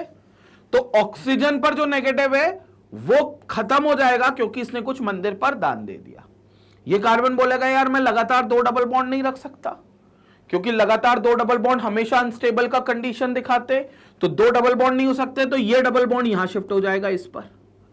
तो अगला स्ट्रक्चर क्या होगा, देखेंगे अगला स्ट्रक्चर क्या होगा। अगले स्ट्रक्चर में ये हो गया आपके पास बेंजीन रिंग, बोले तो मंदिर। यहां पर आपके पास डबल बॉन्ड ऑक्सीजन, ऑक्सीजन के पास ये दो लोन पेयर, क्योंकि अब एक लोन पेयर तो यहां चला गया और माइनस भी खत्म क्योंकि इलेक्ट्रॉन चला गया तो, लेकिन वो माइनस इस पर आ जाएगा 100% क्योंकि ये इलेक्ट्रॉन पेयर यहां शिफ्ट हो गया और यहां पर डबल बॉन्ड बन रहा है और यहां डबल बॉन्ड अभी भी बन रहा है। आगे स्ट्रक्चर क्या होगा? आगे स्ट्रक्चर ये होगा कि ये बॉन्ड, सॉरी, ये जो नेगेटिव चार्ज है ये यहां बॉन्ड बनाएगा, ये जो नेगेटिव चार्ज है ये यहां बॉन्ड बनाएगा। ये कार्बन बोलेगा यार मैं लगातार दो डबल बॉन्ड नहीं रख सकता, क्योंकि दो कार्बन मतलब एक कार्बन पर लगातार दो double bond, consecutive double bond highly unstable होते हैं, इलेक्ट्रॉन डेंसिटी बढ़ जाती है इस वजह से, तो ये बॉन्ड वो यहां शिफ्ट करवा देगा। तो अगला स्ट्रक्चर देखेंगे क्या होगा। अगले स्ट्रक्चर में क्या होगा, ये बेंजीन रिंग, ये बेंजीन रिंग, ये इस पर क्या है, यहां पर डबल बॉन्ड आ गया, ये नया वाला, यहां पर पाई बॉन्ड की शिफ्टिंग हो गई तो ये नेगेटिव चार्ज, और यहां पर डबल बॉन्ड पहले से था तो ये डबल बॉन्ड आ गया। ऊपर डबल बॉन्ड ऑक्सीजन चल ही रहा है विद दो लोन पेयर, तो वो ये दो लोन पेयर बना देगा। अब क्या होगा अगले केस में, ये जो नेगेटिव है ये यहां बॉन्ड बनाएगा, ये जो कार्बन है डबल बॉन्ड यहां शिफ्ट कर देगा। तो अगली केस में क्या होगा, यहां पर फिर से एक बेंजीन रिंग, ये फिर से एक बेंजीन रिंग, यहां पर डबल बॉन्ड ये आ गया, यहां पर ये डबल बॉन्ड आ गया, और यहां पर एक आपका नेगेटिव चार्ज आ गया, ये नेगेटिव चार्ज, ऊपर as it is double bond है ऑक्सीजन का, ये चीज हो गई बॉन्डिंग। और एट लास्ट क्या होगा, ये जो नेगेटिव चार्ज है ये यहां शिफ्ट हो जाएगा, यहां पर ये कार्बन बोलेगा मैं लगातार डबल बॉन्ड नहीं रख सकता, तो इसको ऑक्सीजन को इसका लोन पेयर वापस कर देगा, मतलब इसका मंदिर का चढ़ावा भगवान ने भी नहीं लिया, वापस कर दिया। अब वापस कर दिया तो क्या स्ट्रक्चर बन गया, वापस से वही वाला स्ट्रक्चर बन गया होगा। ध्यान से देखेंगे तो एक अंतर दिखेगा आपको, यहां बॉन्ड, ऑक्सीजन के 3 लोन पेयर और नेगेटिव चार्ज। अब कहने को आपको आखिरी स्ट्रक्चर वही दिख रहा है जो पहला है, लेकिन अगर आप गौर से देखोगे तो पहले स्ट्रक्चर में जहां जहां डबल बॉन्ड थे, पांचवें स्ट्रक्चर में वहां डबल बॉन्ड नहीं है, और जहां जहां नहीं थे वहां है। पहले स्ट्रक्चर में डबल बॉन्ड और पांचवें स्ट्रक्चर में डबल बॉन्ड की पोजीशंस बदली हैं। ऑल्दो दोनों जो होंगे वो रेजोनेटिंग स्ट्रक्चर्स कहलाएंगे, दोनों फिनॉक्साइड आयन ही कहलाएंगे, बल्कि दो क्यों, ये पांचों फिनॉक्साइड आयन के स्ट्रक्चर ही हैं, जिसमें नेगेटिव चार्ज जो हो रहा है वो क्या हो रहा है, डीलोकेलाइज हो रहा है, रेजोनेंस में आ रहा है, और जिसकी वजह से वो डीलोकेलाइज हो रहा है, और जब डीलोकेलाइज होगा तो वो पाई बॉन्ड की शिफ्टिंग करता जाएगा और आपका नेगेटिव चार्ज घूमता जाएगा। जैसे यहां पर आ गया ना, अब यहां से फिर घूमेगा पीछे, ऐसे वापस पीछे घूमेगा, पूरे साइकिल पीछे की तरफ जाएगी, फिर ऊपर माइनस, फिर वहां पहुंचेगा, फिर यहां आएगा, फिर यहां आएगा, फिर वहां पहुंचेगा, फिर वहां पहुंचेगा, यहां आएगा, ये चलता ही जाएगा। तो ये आपका रेजोनेंस होगा, यानी कि पाई बॉन्ड कभी भी सेटल नहीं होगा और हमेशा वो डीलोकेलाइज होता रहेगा। अब मुद्दा पाई बॉन्ड के डीलोकेलाइजेशन का नहीं है, मुद्दा ये रेजोनेंस का नहीं है, मुद्दा ये है कि ऑक्सीजन और कार्बन, जो बेंजीन रिंग का कार्बन है, उस पे सेकेंड, थर्ड और फोर्थ स्ट्रक्चर में आपको डबल बॉन्ड दिखेगा। सेकेंड में देखो डबल बॉन्ड, थर्ड में देखोगे डबल बॉन्ड, फोर्थ में डबल बॉन्ड। फर्स्ट और फिफ्थ में नहीं दिख रहा, लेकिन सेकंड, थर्ड, फोर्थ में दिख रहा है, मतलब 60% टाइम्स तो आपको डबल बॉन्ड दिख रहा है। 5 में से 3 स्ट्रक्चर मतलब 60% टाइम्स। इसलिए इस कैरेक्टर को हम कहते हैं पार्शियल डबल बॉन्ड कैरेक्टर। यह हो जाता है कौन सा, पार्शियल डबल बॉन्ड कैरेक्टर। तो यह पार्शियल डबल बॉन्ड कैरेक्टर हो जाता है, पार्शियली यहां पर डबल बॉन्ड फॉर्म होता है, तो पार्शियल डबल बॉन्ड कैरेक्टर। तो जिस वजह से यह नहीं टूटेगा, तो हमेशा ऑक्सीजन और आर वाला बॉन्ड ही टूटेगा, ये वाला बॉन्ड ही टूटेगा हमेशा, और आर पर प्लस चार्ज, और ये फिनॉक्साइड आयन बनेगा एज अ नेगेटिव आयन। तो हमेशा यही रिएक्शन होगी, फिनॉक्साइड आयन नेगेटिव आयन होगा। अब आपने इसकी रिएक्शन करा ली अल्काइल हैलाइड के साथ, HBr के साथ, तो बहुत सिंपल सा खेल है, H पर प्लस, Br पर माइनस, ये देखो C6H5 बेंजीन रिंग हो, ये बॉन्ड नहीं टूटेगा, ये बॉन्ड टूटेगा। CH3 पर प्लस, O पर minus, CH3 plus Br minus के साथ CH3Br ब्रोमोमीथेन बना लेगा, और ये जो H प्लस है ये इस O माइनस पर अटैक करेगा, ये H प्लस इस O माइनस पर अटैक करेगा, तो बन जाएगा C6H5OH। This is called as your phenol. तो ये आपका क्या बन जाएगा भाई, फिनॉल बन जाएगा। दिस इज C6H5OH, क्योंकि फिनॉक्साइड आयन तो बन ही गया था benzene ring with O minus, बस इसको प्रोटॉन दे दिया, एक H प्लस दे दिया, तो ये फिनॉल में कन्वर्ट हो गया, तो ये फिनॉल हो गया C6H5OH, benzene ring and OH, तो ये फिनॉल हो जाएगा। समझ आया? यहां कभी वो कंडीशन नहीं आएगी कि बेंजीन रिंग और O के बीच का बॉन्ड टूट जाए। ये किसकी बात कर रहे हैं हम, एल्काइल अराइल ईथर की, एल्काइल अराइल ईथर की।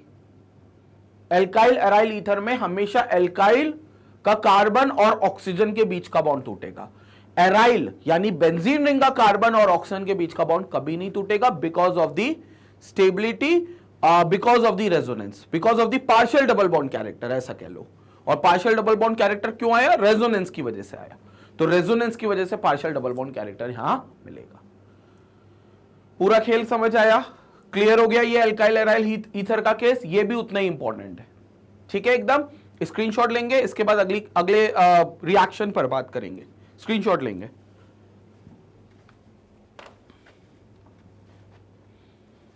ओके, क्लियर हो गया यहां पर पूरा रिएक्शन का पार्ट एकदम। चले अगले रिएक्शन पे चलते हैं। Now with sulphuric acid, sulphuric acid के साथ भी रिएक्ट करेंगे, बिकॉज सल्फ्यूरिक एसिड में H प्लस रिलीज होता है जो ऑक्सीजन जिस पर रिएक्ट कर सकता है, तो बेसिकली यहां पर देखेंगे। इनफैक्ट ऑक्सीजन वाली रिएक्शन तो हम देख चुके हैं, बट एक और चीज है कि यहां पर हम कह सकते हैं कि दो ईथर जो होंगे वो वाटर के साथ ऐड हो जाएंगे और आपको 2 मॉलिक्यूल्स ऑफ अल्कोहल दे देंगे। एक ईथर तो एक रहेगा, लेकिन एक ईथर आपको वाटर के साथ ऐड होकर 2 मॉलिक्यूल्स ऑफ अल्कोहल दे देगा in the presence of certain H plus ion. याद करो, जब हमने ईथर का फॉर्मेशन देखा था अल्कोहल से, तो हमने एक डिहाइड्रेटिंग एजेंट दिया था जो एसिड था, और पानी को निकाल लिया था। एसिड रखा था और पानी को रिमूव करा लिया था, तो हमारा ईथर बन गया था फ्रॉम अल्कोहल। अब हम उस ईथर को पानी दे रहे हैं उसी एसिड के साथ, सामने हम उसको वाटर मॉलिक्यूल ऐड करवा रहे हैं एसिड के साथ में, तो वो वापस से 100% हमें अल्कोहल दे देगा, क्योंकि पानी को निकालने से ईथर दे दिया था, अब ईथर को वापस पानी दे दो तो अल्कोहल दे देगा। सिंपल सी बात है। ये रहा एक ईथर लेना है सिर्फ। H2O, H प्लस आयंस के प्रेजेंस में आपने इसको वाटर दिया। H प्लस आयंस कहां से मिलेंगे, डाइल्यूट H2SO4 से, क्योंकि डाइल्यूट H2SO4 में H प्लस आयंस कम होंगे, पानी ज्यादा होगा। डाइल्यूट H2SO4 में H प्लस आयंस की संख्या कम होगी और H2O पानी ज्यादा होगा, तो वाटर ज्यादा होगा, H2O ज्यादा होगा। डाइल्यूट H2SO4 के प्रेजेंस में इसको हीट किया अंडर प्रेशर। अब देखो ROR है, ध्यान से देखना, ROR, वाटर दे दें, HOH, तोड़ दो बॉन्ड, यहां से बॉन्ड तोड़ोगे, RO पर माइनस, H पर R पर प्लस, ये तो बच्चा बच्चा जानता है, H पर प्लस OH पर माइनस, मतलब ये पूरा मॉलिक्यूल ऐसे ही तोड़ गया। ROH gives 2 molecules of ROH। समझ गए? O और R के बीच का बॉन्ड तोड़ दिया, R पर प्लस O पर माइनस, HOH का बॉन्ड तो सब बच्चा बच्चा जानता है, H पर प्लस OH पर माइनस, प्लस गया माइनस के साथ, R प्लस OH माइनस के साथ ROH, माइनस गया प्लस के साथ, RO माइनस H प्लस के साथ, तो ROH, 2 मॉलिक्यूल्स ऑफ ROH। तो अल्टीमेटली ये आपको 2 मॉलिक्यूल्स ROH के यहां पर मिल जाएंगे, 2 मोल्स ऑफ ROH। तो वही सेम रिएक्शन हो गई और ये 2 मोल्स ऑफ ROH मिल गया। This is what we are having as ROH reaction. एक एग्जांपल देख लेते हैं। CH3O CH3, अच्छा इसमें अनसिमेट्रिकल भी ले लो तो कोई दिक्कत की बात नहीं, मैं अनसिमेट्रिकल ले लेता हूं, क्योंकि अनसिमेट्रिकल के लिए हो गया तो सिमेट्रिकल के लिए तो हो ही जाएगा। प्लस HOH, कोई सा भी बॉन्ड तोड़ दो फर्क नहीं पड़ता, कोई सा भी बॉन्ड तोड़ दो फर्क नहीं पड़ता। सपोज करो मैं ये बॉन्ड तोड़ रहा हूं, तो O पर माइनस, CH3 पर प्लस, ये बॉन्ड तोड़ेंगे H पर प्लस और OH पर माइनस। OH माइनस किस पर गया, इस पर, और H प्लस किस पर गया, इस पर। इसमें कोई रिएक्शन में फर्क नहीं पड़ेगा, आपको दोनों तरफ सेम कंडीशन पे ही देखना है। ये H प्लस गया इस माइनस पर और ये OH माइनस गया इस प्लस पर। ये अब रिएक्शन में कोई अंतर नहीं है, क्योंकि एक तरफ आपका CH3OH ही बनेगा और एक तरफ आपका C2H5 यानी कि CH3CH2OH ही बनेगा, ये कोई फर्क नहीं आएगा। आप यहां से भी बॉन्ड तोड़ देते तो भी वही होता, बस इस ग्रुप के साथ फिर OH लगता और जिसके साथ O गया उसके साथ सिर्फ H लगता। H2O का H O के साथ जाएगा और OH कार्बन के साथ जाएगा, तो अल्टीमेटली दोनों तरफ OH ही बन रहा है आपका। तो एक मीथेनॉल एक इथेनॉल, ये आपका मीथेनॉल हो गया और ये आपका इथेनॉल हो गया, ये आपका इथेनॉल हो गया। तो एक मीथेनॉल और एक इथेनॉल, क्लियर हो गया।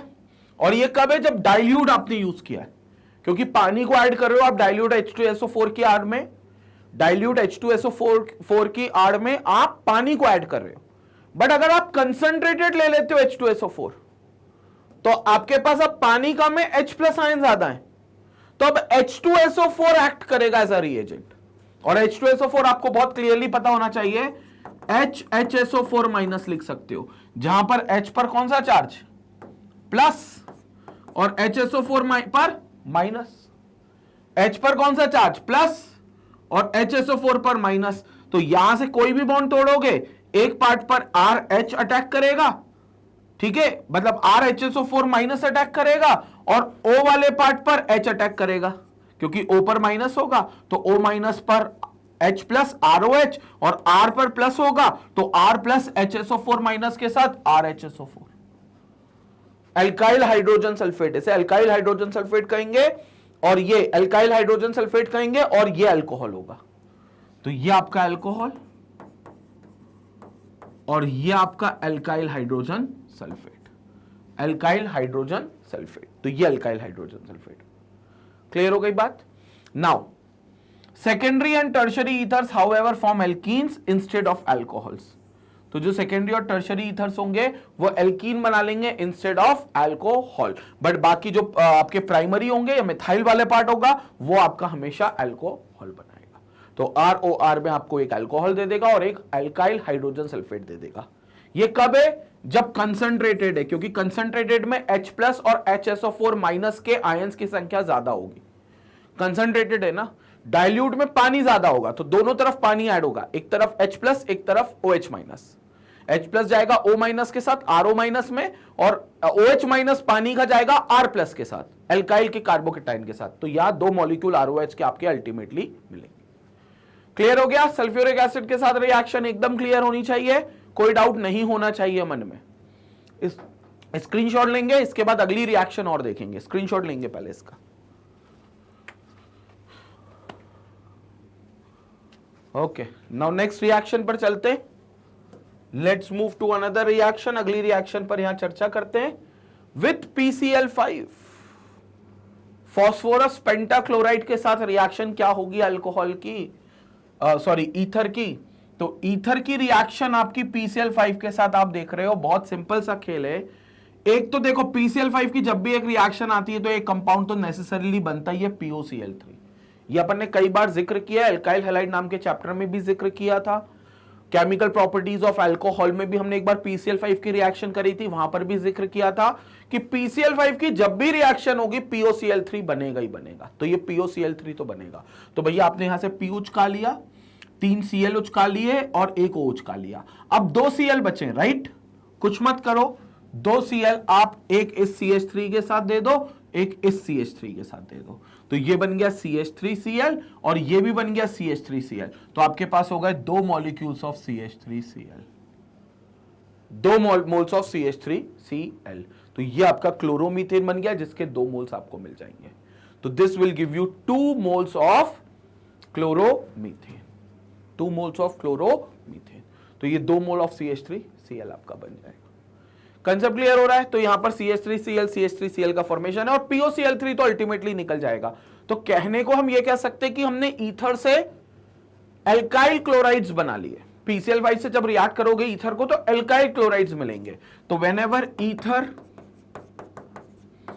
रिएक्ट्स विथ PCl5 आपको एल्काइल क्लोराइड्स मिलेंगे। अब वो एल्काइल क्लोराइड सेम मिलेंगे या अलग अलग मिलेंगे वो तो इनके R के ऊपर डिपेंड है जो ईथर में होंगे, बट एल्काइल क्लोराइड्स जरूर मिलेंगे। तो ये एक मेथड भी मान सकते हो एल्काइल क्लोराइड्स के प्रिपरेशन के लिए। आप इसे एक मेथड मान सकते हो किसके प्रिपरेशन के लिए? एल्काइल क्लोराइड्स के प्रिपरेशन के लिए। तो ये एल्काइल क्लोराइड्स का प्रिपरेशन में भी आ सकता है। So this was the reaction with PCl5। यहां हमारी कैटेगरी कंप्लीट होती है सेकंड वाली, जिसमें R और O के बीच का बॉन्ड तोड़ते हैं। अब हम वो कैटेगरी वाली रिएक्शंस देखते हैं जिसमें R पार्ट इन्वॉल्व होता है, एल्काइल पार्ट ईथर का इन्वॉल्व होता है रिएक्शन के दौरान। तो वो कैसी रिएक्शंस होंगी, कौन कौन सी होंगी, चर्चा करते हैं। बट पहले इसका स्क्रीनशॉट लपक लो, जल्दी से स्क्रीनशॉट लपक लो, फिर हम अगले पार्ट पर बात करते हैं।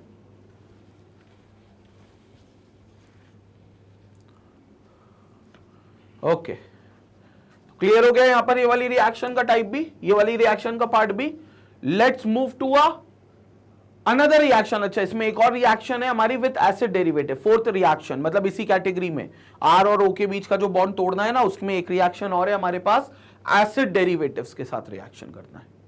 ठीक है, एसिड डेरिवेटिव्स मतलब कार्बोक्सिलिक एसिड के जो डेरिवेटिव्स होंगे वो भी रिएक्ट कर सकते हैं आपके ईथर के साथ। क्या देंगे देखते हैं।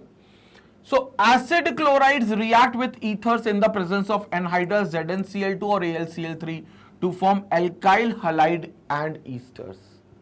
बहुत इंपॉर्टेंट है। एसिड क्लोराइड्स मतलब chlorine derivatives of carboxylic acid. कैसे बनेगा? बेसिकली जैसे कार्बोक्सिलिक एसिड है RC डबल बॉन्ड O और OH। ठीक है, ये कार्बोक्सिलिक एसिड है, इसकी रिएक्शन आपने करा देनी है HCl से। तो HCl से कराओगे तो ये OH और H निकल जाएगा, इसका OH निकला, इसका H निकला, क्या निकल गया? H2O, वाटर निकल गया, plus RC double bond O और Cl, RC double bond O और Cl। This is called as acid chlorides, this is called as acid chlorides. तो ये अब आपका एसिड क्लोराइड हो गया। इसके साथ आप रिएक्शन करवाना चाहते हो ईथर की, तो क्या बनेगा? ध्यान से सुनेंगे।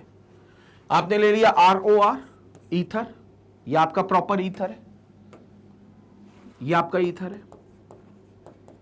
आपने ले लिया RCOCl which is acid chloride, तो ये आपका एसिड क्लोराइड है, this is acid chloride. RC double bond OCl किसके साथ? AlCl3 या एनहाइड्रस ZnCl2, कोई भी लुईस एसिड ले लो। लुईस एसिड लेना क्यों है मैं बता दूं, ताकि ये बॉन्ड बहुत इजीली आप ब्रेक कर सको। ये वाला बॉन्ड, जैसे ये वाला बॉन्ड ब्रेक होगा, कार्बन पर प्लस, RCO वाला कार्बन पर प्लस, एसाइल ग्रुप बन गया ये, और Cl पर माइनस। ये बॉन्ड जैसे ही ब्रेक हुआ तो यहां पर कार्बन पर प्लस, ये एसाइल कार्बोकैटायन बन गया, और ये क्लोरीन पर नेगेटिव। ये RCO पार्ट एसाइल पार्ट होता है, और वो नेगेटिव हो गया। क्या होगा? यहां पर ROR का बॉन्ड टूटेगा कहीं, तो R पर प्लस, OR पर माइनस, प्लस गया इस माइनस के पास RCl, प्लस गया इस माइनस के पास RCl, तो ये हो गया RCl, ये हो गया RCl, और ये R-COOR के साथ, यानी कि R-CO तो था ही, OR के साथ, OR के साथ ये बन गया ईस्टर। तो ये हो गया ईस्टर, और ये हो गया एल्काइल क्लोराइड, एल्काइल क्लोराइड। तो एक हो गया आपका ईस्टर, एक हो गया आपका एल्काइल क्लोराइड। दो चीजें आपको मिल गई, एक हो गया ईस्टर और एक एल्काइल क्लोराइड। मतलब ईथर की रिएक्शन जब आप एसिड क्लोराइड से कराते हो, तो एसिड क्लोराइड का जो कार्बोनिल पार्ट है C डबल बॉन्ड O, और Cl का जो बॉन्ड जुड़ा है उससे, वो बॉन्ड टूटता है।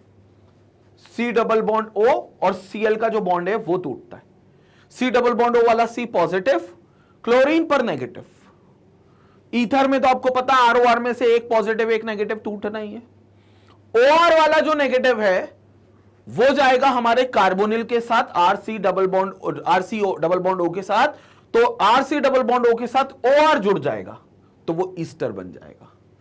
और जो Cl नेगेटिव है वो जाएगा हमारे R पॉजिटिव के साथ, क्योंकि एक R पॉजिटिव उसमें होगा, तो वो R पॉजिटिव के साथ Cl नेगेटिव जाएगा, हमारा बन जाएगा RCl, chloroalkane, ethyl chloride या क्लोरो एल्केन। तो वो RCl बन जाएगा, एल्काइल क्लोराइड या फिर क्लोरो एल्केन। ठीक है, ये आरसीएल बन जाएगा। तो ये आपके दो ग्रुप्स दे देगा, एक एल्काइल क्लोराइड और एक ईस्टर। इसमें acid anhydrides forms only esters under similar conditions. अगर आपके पास एसिड एनहाइड्राइड्स हो तो वो आपके 100% दो मॉलिक्यूल ऑफ ईस्टर बनाएंगे, मतलब हाँ आरसीएल बनने की गुंजाइश नहीं, क्योंकि क्लोरीन नहीं है। क्लोरीन की जगह कहना चाहिए एक और एसाइल पार्ट है। ये क्या है? Acid anhydride CH3 C double bond O C double bond O CH3 C double bond O और ये CH3। क्या करें? यहां से कोई बॉन्ड तोड़ दो, कोई सा भी तरफ से बॉन्ड तोड़ सकते हो, इसमें कोई प्रॉब्लम नहीं है, क्योंकि सेम ग्रुप है ना दोनों तरफ। तो ये बॉन्ड भी तोड़ोगे, ये तोड़ोगे तो इस पर माइनस, इस पर प्लस। हमेशा याद रखना ऑक्सीजन वाली साइड हमेशा माइनस होगी, मतलब जिस साइड ऑक्सीजन चला गया, जिस साइड भी ऑक्सीजन चला गया वो माइनस लेकर जाएगा, और उसके दूसरी तरफ जो होगा वो प्लस होगा। और यहां तो कोई दिक्कत है ही नहीं, अभी तक तो यहां समझते ही आ रहे हैं। तो इस पर कौन होगा? R पर प्लस और O पर माइनस। अब ये माइनस किस पर अटैक करेगा? इस पर। और ये R प्लस किस पर अटैक करेगा? इस पर। तो देखो CH3COOR और ये क्या बनेगा? CH3COOR, मतलब दो मॉलिक्यूल्स ऑफ CH3COOR, दो मॉलिक्यूल्स ऑफ CH3COR सेम बनेगा। अब यहां पर एक तरफ क्लोरीन होता तो क्लोरीन चला जाता माइनस बन के, लेकिन एक तरफ आपका OCE डबल बॉन्ड और CH3 माइनस बन के, तो वो भी अल्टीमेटली ईस्टर ही बनाएगा। पहला पार्ट तो ईस्टर बना ही रहा था, दूसरा पार्ट भी ईस्टर बनाएगा।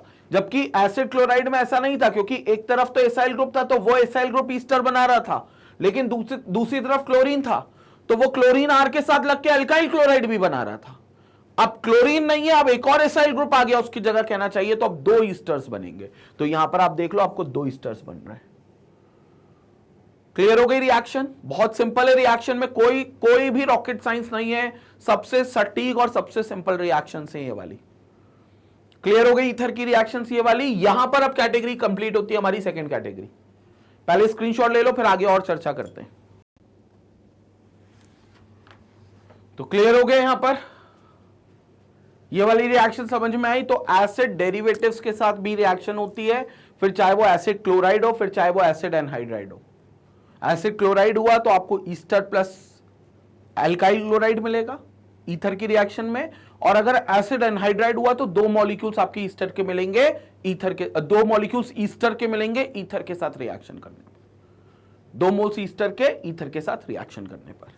क्लियर हो गया? और याद रखना ये जो लेते हो ना आप AlCl3 एनहाइड्रस ZnCl2 या एनहाइड्रस ClCl3 और ZnCl2, ये लुईस एसिड है। ये बॉन्ड को तोड़ने में, वो जो एसिड क्लोराइड के बीच में जो बॉन्ड है क्लोरीन और कार्बोनिल ग्रुप के कार्बन के बीच का, या इसाइल में जो बॉन्ड है कार्बोनिल ग्रुप और ऑक्सीजन के बीच का, वो बॉन्ड तोड़ने में जल्दी वो बॉन्ड टूट जाए उसमें मदद करता है। वो बॉन्ड को जल्दी तोड़ने में मदद करता है कौन? ये लुईस एसिड जो आपने लिए, चाहे वो AlCl3 हो चाहे वो ZnCl2 हो, दोनों लुईस एसिड है। तो वो लुईस एसिड उसमें मदद करते हैं, एज अ कैटलिस्ट वो लोग रिएक्ट करते हैं। तो ये रिएक्शन हो गई किसके साथ? एसिड डेरिवेटिव्स के साथ में।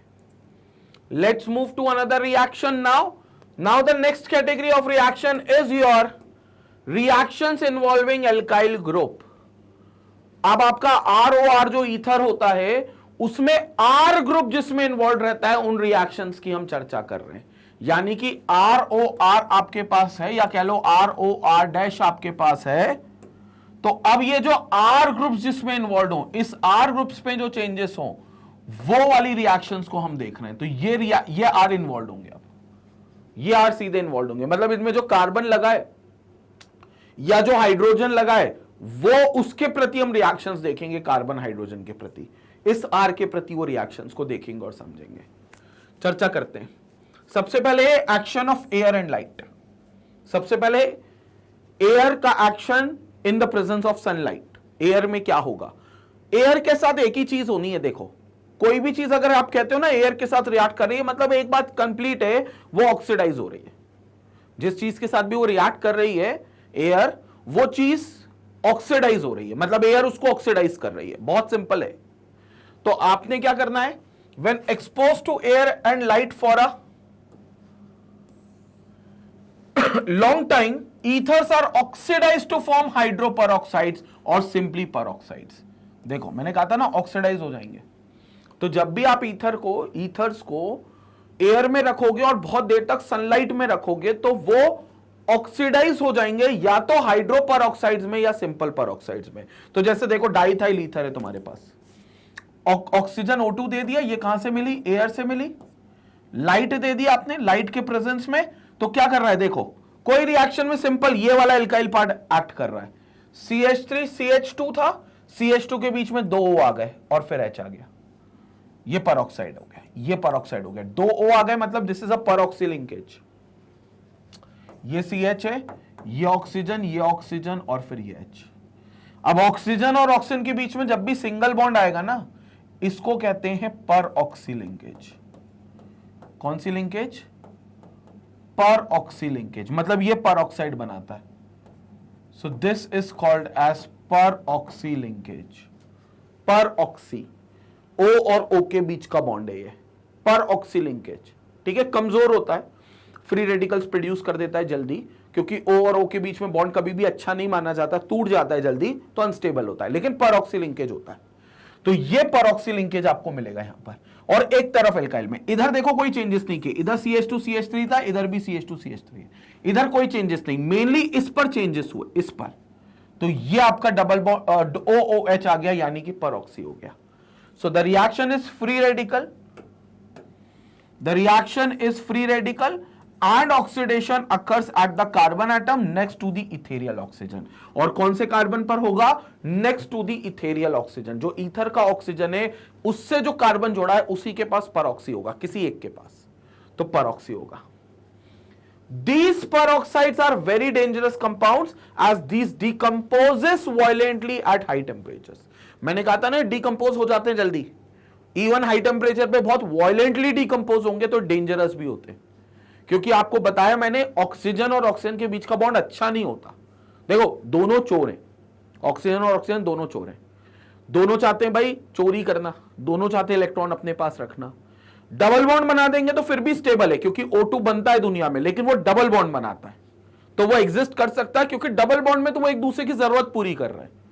लेकिन सिंगल बॉन्ड जो कि परऑक्सी लिंकेज कहलाता है, क्योंकि परऑक्सी में ऑक्सीजन ऑक्सीजन के बीच में सिंगल ही होगा, डबल में नहीं बोलेंगे परऑक्सी, सिंगल होगा तो ही परऑक्सी होगा, तो वो सिंगल बॉन्ड टूट जाता है जल्दी और हाई टेम्परेचर पे बहुत वायलेंटली टूटता है, बहुत अग्रेसिवली रिएक्ट करके टूटता है, एक्सप्लोजन भी होता है, इसलिए ये रिएक्शन को डेंजरस माना जाता है, इसलिए इसको डेंजरस कंपाउंड माना जाता है बेसिकली।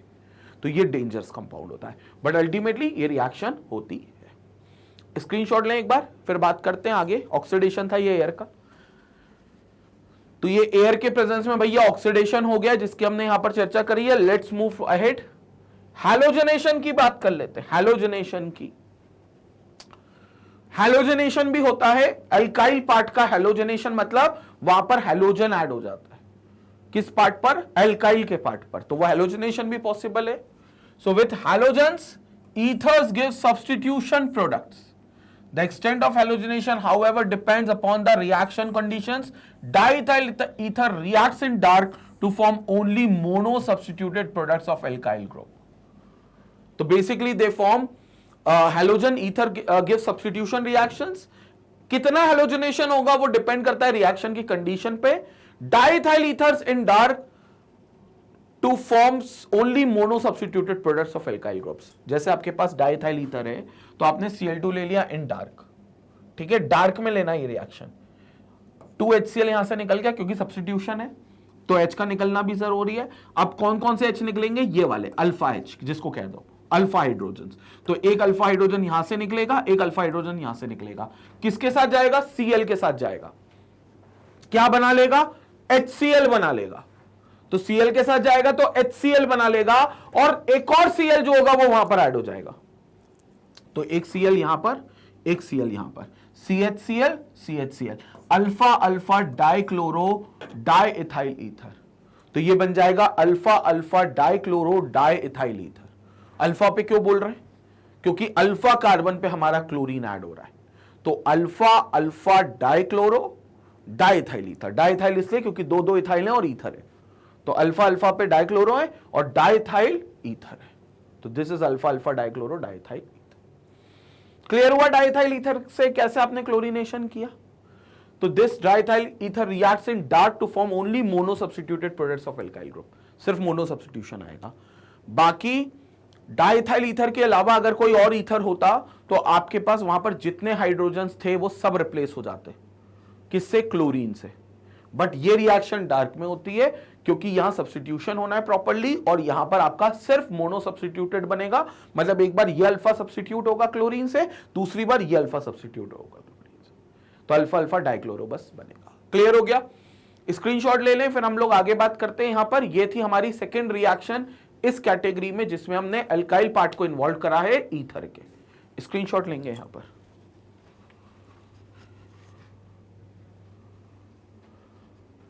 ओके, सो क्लियर हो गया यहां पर हैलोजनेशन भी।